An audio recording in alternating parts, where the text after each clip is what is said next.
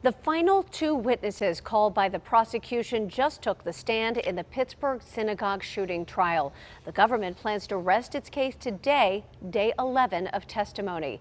Megan Schiller's been covering the trial and joins us now with what some of the final witnesses are saying today. Megan. Yeah, today we heard very impactful testimony from SWAT officer Timothy Matson. He is a breacher. He described that as someone who opens doors, and he is the person that opened the door and went into the room during the Tree of Life synagogue attack, and he was shot several times as a result of it by the gunman.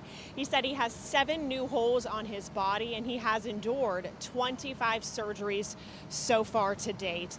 Since that terrible day. Today, during his testimony, the jury got to see the bullets in his tactical vest and a bullet hole in the right side of his tactical helmet. He was shot in the head. He breached the door and searched the dark room he described as pitch black for the gunman when he said, quote, "It felt like a dog ran into my leg and took me off my feet." And he later said, quote, "I was in the darkest, most calm place of my life." He didn't remember much after that, he said, except his fellow officer falling down on top of him to try to get him down and out of the path of the gunfire.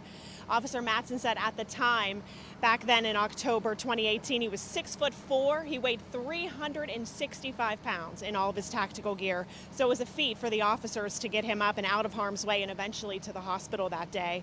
He listed off his very long list of injuries to the jury, telling them that he is still dealing with the aftermath of this, and he also has memory loss issues from that shooting in the head. He's been on and off at work, he said. It took about 2 years until he went back to work after the shooting for the first time. And then he said he's been on and off due to the surgeries, the subsequent surgeries that he has had since the day of the shooting.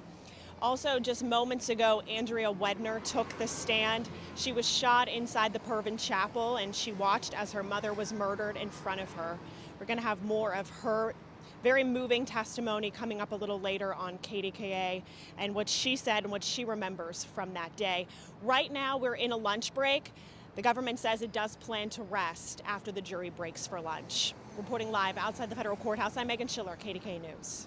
Yeah, a lot of emotional stories coming from this for sure. And, you know, there are several free resources available for anyone experiencing trauma or difficulties from hearing about this trial or listening in. You can call the Pittsburgh Crisis Hotline, 1-888-7-YOU-CAN, or contact the 1027 Healing Partnership.